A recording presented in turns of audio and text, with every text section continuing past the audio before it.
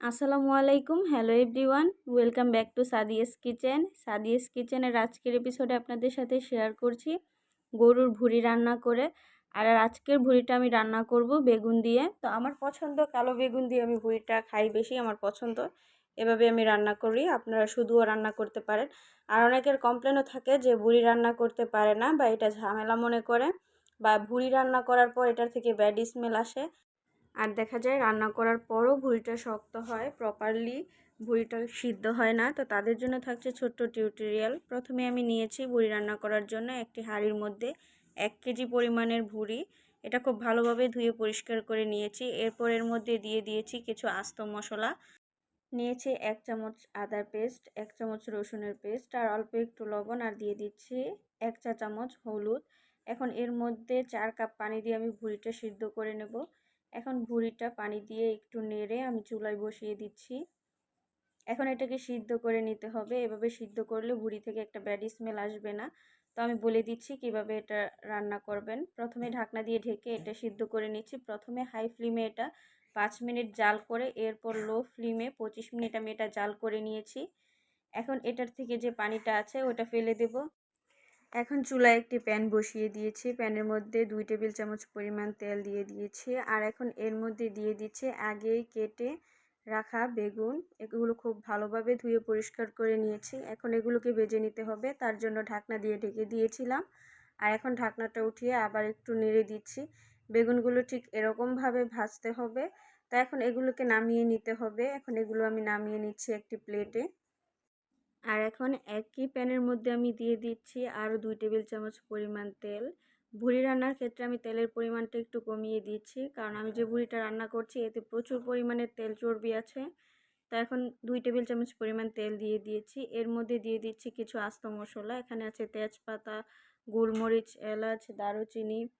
এখন এই মশলাগুলো কিছুক্ষণ ভেজে নিতে হবে। ভাজতে ভাজতে যখন খুব সুন্দর একটা অ্যারোমা বের হয়ে আসবে, তখন এর মধ্যে দিয়ে দিতে হবে পেঁয়াজ কুচি। এখানে পেঁয়াজ কুচি করা আছে হাফ কাপ।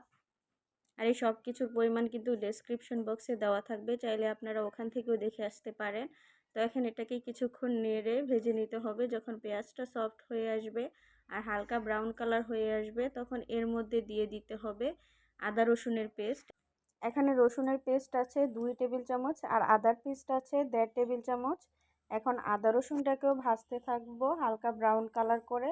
আর যতক্ষণ না পর্যন্ত এর কালারটা হালকা ব্রাউন কালার হয়ে আসছে আর কাঁচা স্মেলটা চলে যাচ্ছে, ততক্ষণ এটা নেড়ে ভাজতে থাকবো। যখন ভাজতে ভাজতে এক পর্যায়ে এরকম ঠিক কালারটা হয়ে আসবে, তখন এর মধ্যে দিয়ে দিচ্ছি স্বাদ মতো লবণ, দিয়ে দিচ্ছি 1 চামচ ধনিয়ার গুঁড়ো, দিয়ে দিচ্ছি 1.5 চা চামচ হলুদের গুঁড়ো। এখানে মরিচের গুঁড়ো দিচ্ছি 3 চা চামচ, আর ভাজা জিরার গুঁড়ো দিয়ে দিচ্ছি 1 চা চামচ। পরে আবার জিরার গুঁড়ো এখানে আমি ব্যবহার করব যখন রান্নাটা প্রপারলি হয়ে আসবে।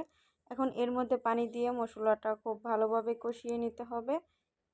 আর এই মশলাটা এখন নেড়ে আমি কষাতে থাকবো। মশলাটা কষাতে কষাতে দেখা যাবে এক সময় উপরে তেল ভেসে উঠবে, তখন এর মধ্যে দিয়ে দিতে হবে আগেই সিদ্ধ করে রাখা ভুঁড়ি। এই ভুঁড়িটা এখন আমি দিয়ে দিচ্ছি।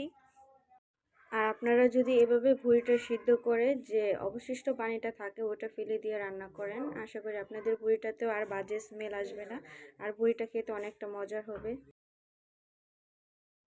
এখন এটাকে খুব ভালোভাবে নেড়ে মশলার সাথে মিশিয়ে নিতে হবে। যখন মেশানো হয়ে আসবে, তখন এটাকে ঢাকনা দিয়ে ঢেকে 3 থেকে 4 মিনিট আমি কষিয়ে নেব। এরই মাঝখানে একবার ঢাকনাটা উঠিয়ে আমি আবার নেড়ে দিয়েছিলাম। এখন এর মধ্যে দিয়ে দিতে হবে ভেজে রাখা বেগুন। এখন বেগুনটা দিয়েও আমি খুব ভালোভাবে নেড়ে মিশিয়ে নিচ্ছি ভুঁড়ির সাথে। এখন এই দুটাকেই খুব ভালোভাবে কিছুক্ষণ কষিয়ে নিতে হবে। আর আমার আজকের রেসিপিটি যদি একটু ভালো লেগে থাকে বা আপনাদের একটু উপকারে আসে, তাহলে অবশ্যই আমার ফেসবুক পেজে ফলো আর ইউটিউব চ্যানেলটি সাবস্ক্রাইব করে আমার পাশে থাকবেন। এতে করে আমি নতুন কোনো রেসিপি আপলোড করার সাথে সাথেই নোটিফিকেশন আপনার ফোনে পৌঁছে যাবে। এখন এটাকে ঢাকনা দিয়ে ঢেকে দিচ্ছি কিছুক্ষণের জন্য। আর কিছুক্ষণ পর ঢাকনাটা উঠিয়ে আবার আমি নেড়ে এর মধ্যে ফুটন্ত গরম পানি ব্যবহার করব।